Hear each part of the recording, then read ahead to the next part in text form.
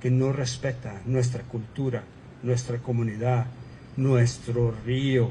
Si ustedes lo pudieran ver, es un río que está destrozado y me duele el corazón, porque ese río tiene historia, nuestra historia de esta comunidad, y me duele duro y lo siento y siempre lo defenderé, pero necesitamos que este problema sea un problema de la comunidad, que sea un problema de la gente, que sea un problema donde todos vamos a querer resolver, que el gobernador no es dictador, que no tiene esos derechos para venir a nuestra comunidad y decirlos cómo los debemos deportar, si no los podemos acercar a nuestro río, que no los podamos acercar a nuestros parques, que no podamos levantar a nuestra abuelita de la iglesia. Está pasando unas cosas en ese estado que no entiendo, pero ojalá que si me escuchan, que puedan levantar y celebrar nuestra cultura, la frontera, la gente que somos, nuestra gente. Les pido eso, por favor. Ya voy a terminar, pero los quiero invitar. Este sábado lo vamos a juntar allí cerca de Shelby Park, en la esquina de Ford y Ryan. Si quieren invitar a tener una plática, si quieren invitar a venir, ahí estaremos por ustedes. In conclusion, what I'd like to say is that what's happening here is historic, and I thank you for being here, press. This story couldn't be told without you. I take my hat off to you, and I thank you. I'm inviting all of you to a gathering at the corner of Ryan and Ford, and we're going to be set up there having some hot dogs. If you're hungry, I'd like to feed you. And we'll be having conversations tomorrow at 11, and then on Sunday, right before the governors arrive. Now, I believe they're going to arrive to our community through the air, and they're going to show off our beautiful park, but it's not a park. It's a staging area for hate, a false narrative, and something that we want back. And I'll tell you personally, I want my river back. I want my park back. I want control in our community. I want a say in our community. I want you to help us. You're listening to me. I hope you can help us. That's all that I ask. And for those that are coming to our community, enjoy the culture, enjoy the food, enjoy the beauty of our people. 95% Hispanic. And we welcome you with open hearts as long as you welcome us in your heart. And I thank you for your time. Me da muchas gracias que escucharon todos. Si los pueden apoyar, ahí vamos a estar en la esquina de Ryan y Ford. Pasen a platicar con nosotros. Y en este tiempo quiero pasarlo a la siguiente persona. Gracias, Mike. Thank you. Yes. Hey.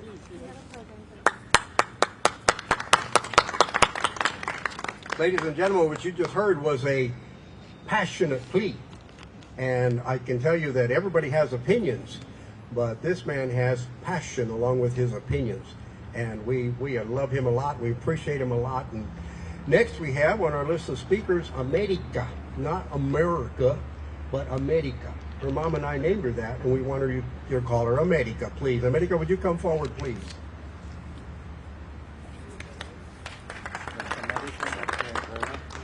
Thank you, Dad.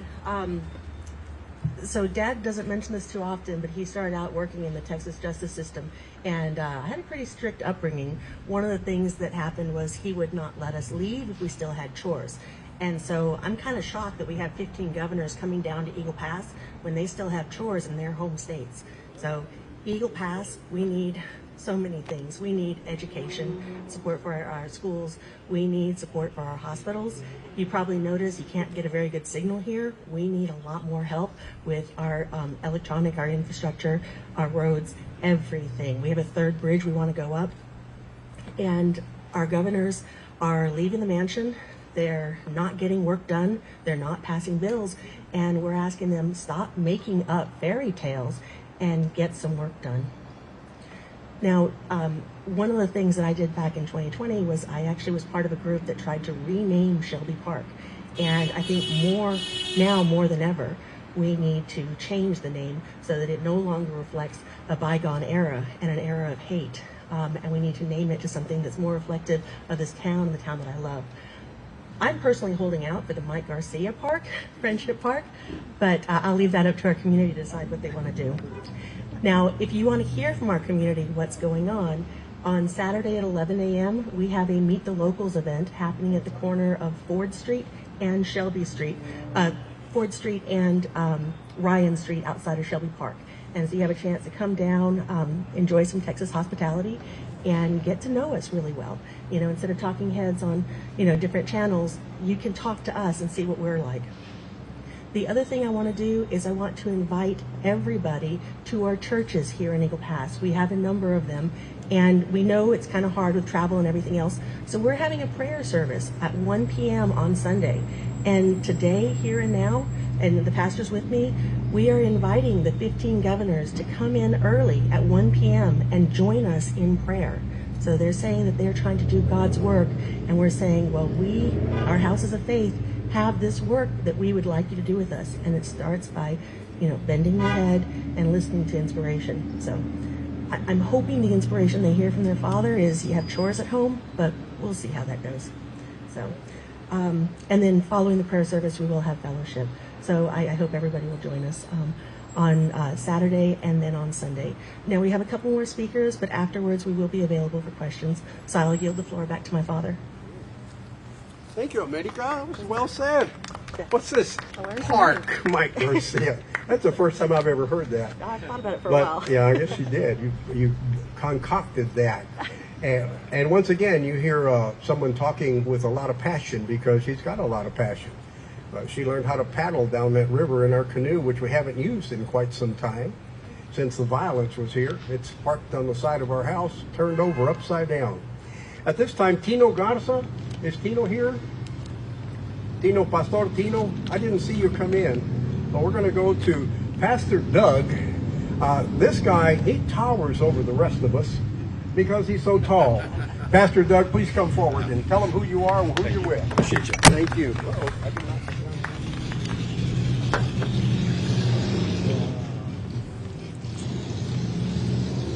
Good morning. My name is Doug Padgett. I'm with a... Sorry about that. Good morning. My name is Doug Padgett. I'm the executive director of a group called Vote Common Good. I'm also an evangelical pastor. I'm proud to be in Eagle Pass today. My wife and I have vacationed here on a road trip. I was here a couple of years ago when our organization rode our bicycles from San Diego to St. Augustine, Florida, along the U.S.-Mexico border, visiting each town along the border and telling the story on both sides of the border of what's happening. We love Eagle Pass. We love the border communities. We love this country. And as an evangelical pastor, it breaks my heart to think that there are people using the Christianity that I hold dear to justify their hatred comments. The idea that there's a self-appointed group calling themselves the Army of God traveling to this area is something that cannot stand without a response. So our organization, Vote Common Good, travels the country in a big bus that's parked a block over. It says faith, hope, and love. 3 words that are meaningful in the Christian tradition, but it says faith, hope, and love, supporting democracy for all. And that bus also has to say on it, confronting Christian nationalism and resisting insurrections. We live in a time where people of faith have to make a claim on what the role our faith is supposed to play in this society. The self-proclaimed army of God, they have a story. And we're here to tell the story about the angels of God. The angels that work on this border. The angels that are crossing into this country. It is an honor to stand in a place that will be the Ellis Island of this generation. That families will tell stories for generations about how their families entered the United States of America through Eagle Pass and through Laredo and through Del Rio and McAllen and in Arizona and in California. They will tell those stories. And just like those who had to enter the country at previous times in other parts of our coasts, they're going to tell the stories of the resistance that came. Because this country has a long history of people telling others that they can't come. In my lifetime, we have removed the Chinese Exclusion Act from law. So this story of a supposed army of God coming here to be some kind of a militia to protect this border doesn't need protection from these people. It needs protection from these people. And that's why we're here. There's a lot of narratives inside of Christianity. And one of those, which we heard from the pastor earlier, is a story of acceptance. That's also the story of America. And we're not asking for America to only tell the Christian story. We're asking for Christians to tell the American story, that people of other faiths, people of no faiths also share. That's our role, is to be a part of a pluralistic society where we join together and to encourage us to the better angels of our nature, to encourage us to participate together in the work that we need to do to build this country. And I want to say to my Christian friends that are up the road, slander is a sin. And you are slandering these people, you are slandering these border communities, you are slandering Border Patrol, you are slandering Homeland Security. And I'll say to my Christian friends that are up the road, truth matters. The truth will set you free. And if you want to know the truth about the border communities, come to the border communities. Ride your bike, drive your truck, pick up an Uber, but come to these communities and meet these people. What you're going to find is there is a story being told about those coming in this country that is blatantly untrue. And it is an obligation of anyone who wants to speak on behalf of their faith to call out those kinds of untruths when they create harm not only to those people, but to this country. I've heard it over and over from my friends. I've heard it over and over from my family members. To be careful at the border. Be careful when you're down there. We know how dangerous it is. I'll say this border can be dangerous if you're a migrant trying to enter, because we have laws in this country that do not allow you to enter this country in ways that are legal and safe. The question that has haunted me is, why don't they come legally? And it's not only the question that haunts me, it's the answer. Because there is not a legal pathway for so many people to enter this country. Border practices and policies preventing those who are seeking asylum from even reaching U.S. soil to do it the legal way creates a hazard. Putting people in the harm that is created by cartels that are trafficking them because of United States border policies, that puts them at harm. So if you're going to be concerned about people being harmed at the border, it's our border practices that are causing that harm. So we want to talk about policy, but for me as a pastor, we want to talk about the heart of the people who are coming to this community, proclaiming that they are true Americans holding a true faith. And we want to say to them, if that's actually what you want to do, then you need to engage. Because there's another way forward. So thank you. We'll be around after this. We'll be around this whole weekend. We're going to take our group and go up to where the convoy is meeting, and we're going to engage with people in conversation.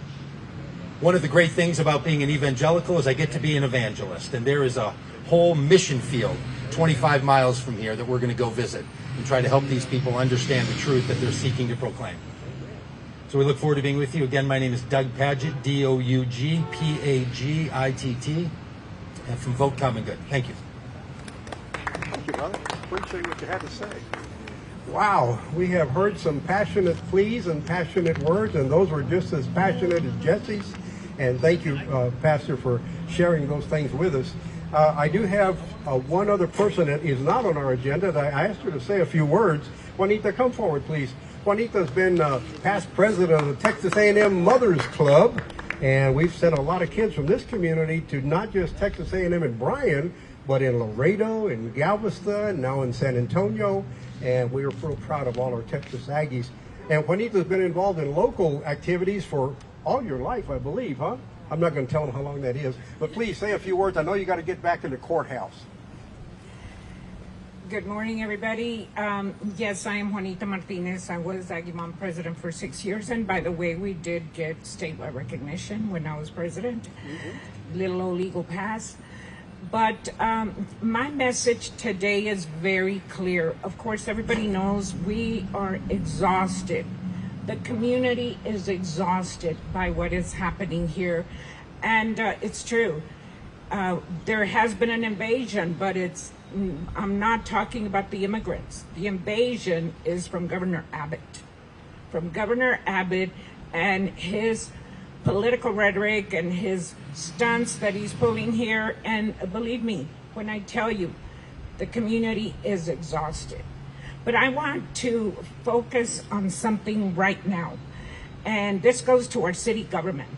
Because from the very beginning, the city government here was very welcoming. They were not in Laredo. In Laredo, just up the river, they tried to do everything that they've done here. And they were not successful because Laredo fought back.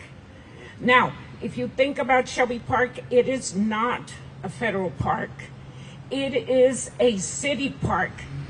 And it's upon all of us that are citizens here in Maverick County, whether you live within the city limits or not, to demand from our city government that they take back our park. I want the mayor, I want the city council to step up and say, let's not put it on Biden, of course. Why Biden? It's not a federal park, it's a city park. Let us take back our park. Let us go to City Hall constantly and ask him for action. Whether it's bringing the city police down there, let's see what they're going to do.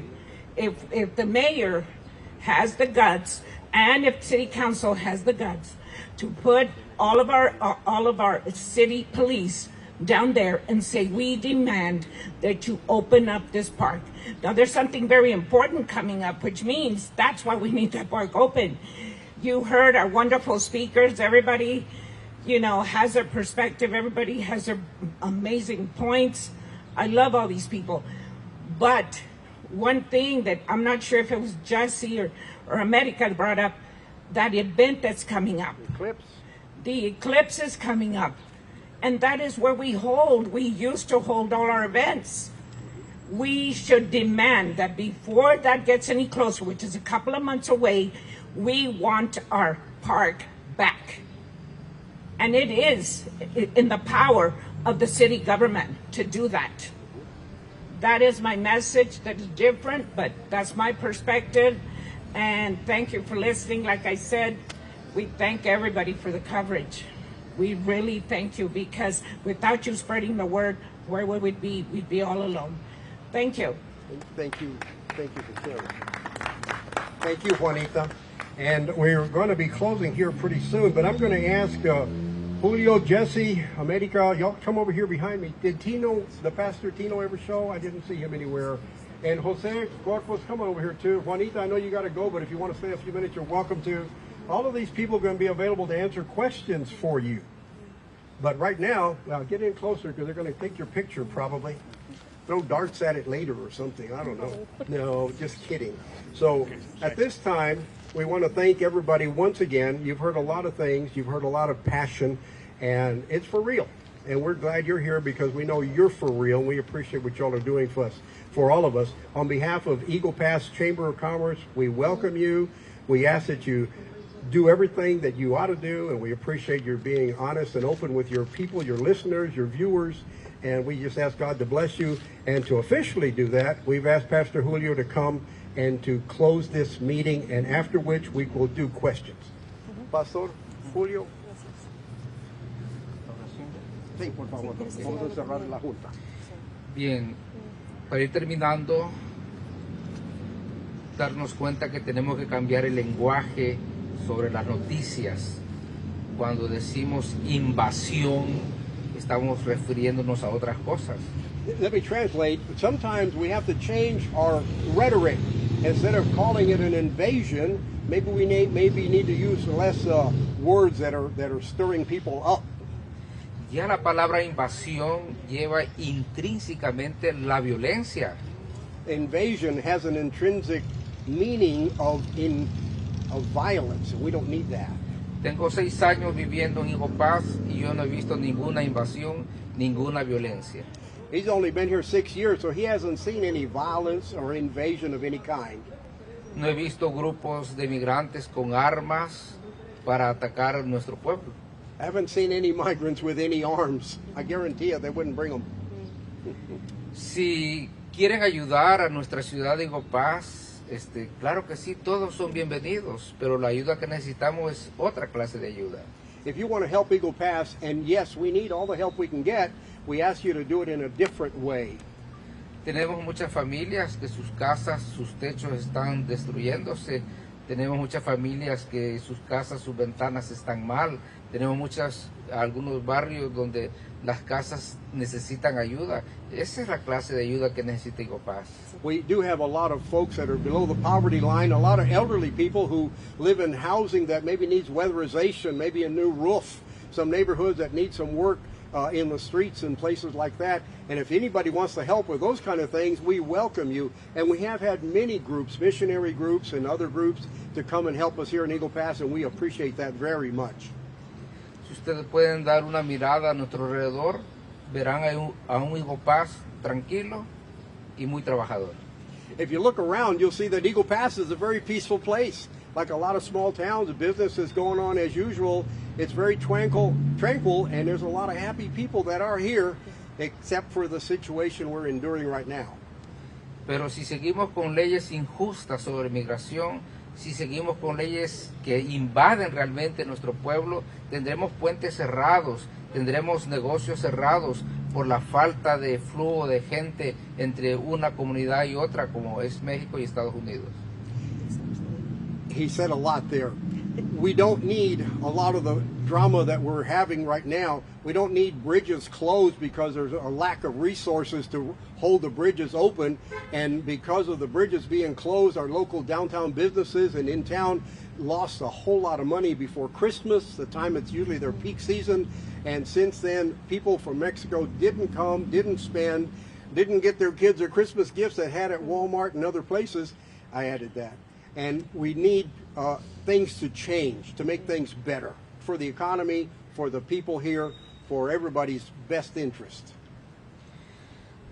Termino diciendo, hermanos y hermanas, que si Estados Unidos es una gran nación, es porque es Naciones Unidas. If we're going to say that the United States is a great nation, we want to say it because it is a united nation, which seems like now it's not so united. En el nombre del Padre, del Hijo y del Espíritu Santo. Amén. Padre Santo, te damos gracias porque tú nos das la fuerza del Espíritu para poder defender, Señor, nuestra tierra, nuestros parques, nuestros puentes y defender la vida humana, la dignidad, para defender a todos aquellos que vienen pidiendo una ayuda. Desde hace muchos años esta nación ha apoyado a todas las naciones que tocan su puerta. Te pedimos, Padre, que eso no cambie, que Estados Unidos siga siendo grande, pero con un corazón abierto a todos aquellos que necesitan de Él. Bendícenos a nosotros que estamos aquí, Señor, y te pedimos que nos des la fuerza para mantener la sabiduría, la inteligencia, Señor, para poder seguir tus leyes. Todo te lo pedimos a ti que vive y reina por los siglos de los siglos. Amén. Amén. Del Padre, del Hijo y del Espíritu Santo. Pastor Julio, thank you for that, and be aware that you've been prayed over and you've been blessed, and I hope you feel that way about things. At this time, we're going to open this up for some questions, and you've been raising your hand since earlier. John? Yeah. David. Yeah. Go ahead, David. So tell us more about this plan to change the name of the park. Why do that? What would be the mechanism for that? Some years ago, some folks decided that anything related to the Confederacy wasn't good. We had a school named Robert E. Lee High School. That's now named after Juan Seguin, a hero of the Alamo, which I didn't mind that he changed it to his name, but they want to change things that were involved with the Confederacy. And America's idea was her and some others in her class that did that. You want to tell them? Yes. So, many items, many monuments and places that were named in modern times. They were not named at the time of the Confederacy. And so we used to call that the Vega. It was not until the 1980s that it had the name of Shelby Park. And it doesn't have resonance for today's times. And it is a symbol of hate. Confederacy was about slavery, make no mistake. And so we are in different times, more enlightened times. And we want to have a name that more reflects the city of Eagle Pass and our abrazo ceremony and the amistad that we have for ourselves and our sister city and for our largest trading partner and friends, Mexico. Another question, somebody? Who would you direct your question to? ¿A quién va a dirigir su pregunta, señor? Jesse. Pastor Julio.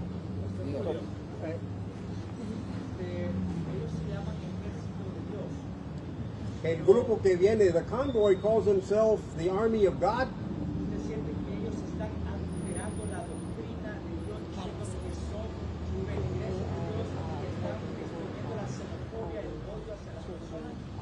His question is, do you think that they're twisting the words Army of God and making people perhaps be xenophobic, and maybe they're misleading people a little? ¿Cómo va a contestar eso, hermano? Correcto, si nosotros vamos a la palabra de Dios, a la Biblia, nos damos cuenta que el odio no cabe en el pueblo de Dios. El racismo no cabe en el pueblo de Dios, ¿verdad? Entonces todo aquello que va en contra de la palabra no podemos decirle que es cristiano, o sea, podemos disfrazar las cosas de Dios de otra manera. Por eso siempre dice que a veces el lobo se vistió de oveja para engañar al rebaño. ¿Qué opina que se llama o se ha denominado el ejército de Dios? Pues realmente es muy triste querer poner el nombre de Dios, ¿verdad?, en estas situaciones, cuando lo que estamos haciendo crecer es el odio, la violencia. Entonces no va el nombre de Dios ahí. Es triste querer usar esa bandera cuando no es realmente el amor de Dios el que gobierna. Doug, would you like to speak to that question? Did you hear the question? As I understood the question, it was, are the people who are being the self-proclaimed army of God, are they twisting the understanding of God and the understanding of the Christian tradition? I would agree with that sentiment. I do believe that they are twisting it, and I believe they're doing it intentionally. Now, that has been a long-held practice inside of Christianity, frankly. There have been many movements that have tried to turn the Bible and to use it in ways that are going to be harmful for people. Fortunately, the Christian tradition knows how to respond to that. And the way you respond to it is in faith, hope, and love, with proper teaching, and with engagement. The United States of America also knows how we have a history of twisting the documents and the teachings of this country. And the same way forward is the same way for the United States of America. So that's what we must do. And those of us who are comfortable in that engagement, we invite you to engage. We know that some people don't feel comfortable. It may not be their calling. They may not feel personally safe enough. It might not be something they even understand what kind of twisting is going on. But for those who do, we ask them to wake up and to speak up and to stand up. These are those times. If you've ever wondered in American history what you would do in moments of crisis, this is one of them. And these people that are organizing, not just a truck brigade, they're organizing online, they're organizing through people like Steve Bannon and Michael Flynn. They have whole organizations and training and pastor conferences. Our organization is going to go to Arizona and to Phoenix because there's an entire group of pastors, thousands of them, getting together to be taught by these people these mistruths. So there is a lot of work to be done. We invite anyone to participate in that. And the thing you need to do anytime you're engaging in these crises is be sure that those who are the most vulnerable are the most protected and cared for. And that's why we're proud to be in this town. We're proud to do this work. Thank you. Pastor, Dígame. una pregunta. Pastor, ¿debería México detener el paso de migrantes como lo está haciendo ahorita? Y por eso no vemos a tanto migrante pasando la frontera. The question was, is Mexico doing what they're doing in Mexico to prevent immigration from coming here? And should they be doing it? Pues pienso que cada país tiene sus leyes, ¿verdad? Y ellos al dejar pasar tienen que dar un documento para que sean legales al tramitar por su país, México. Pero creo que no es legal querer detener y no darle paso a nadie. He said that every country has immigration laws, and if they're enforcing the immigration laws, they are certainly helping us, that's for sure. And for some of you who may not know, President Biden sent a group of Blinken and Mayorkas and a lady, I don't remember her name, several other people down into Mexico. I want to say it was approximately December 27th or 28th. They had a meeting over there.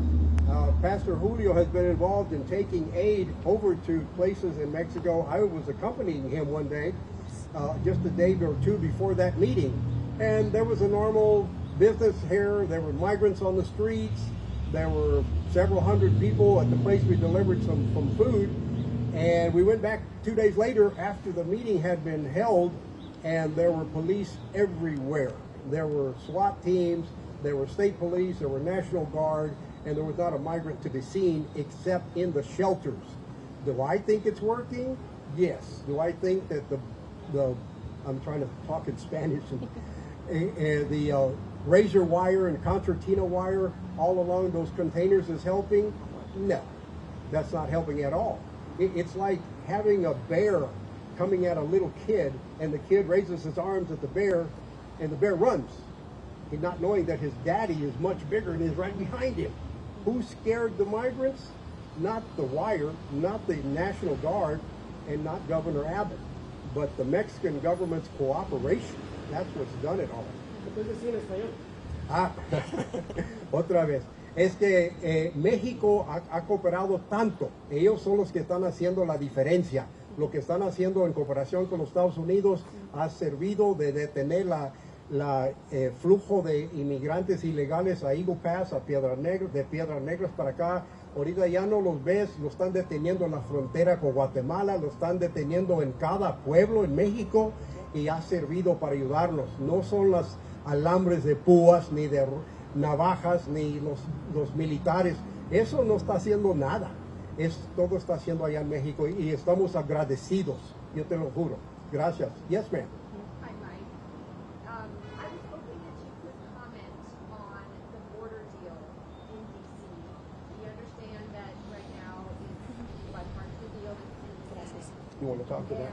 And former President Donald Trump has been lobbying against the border deal.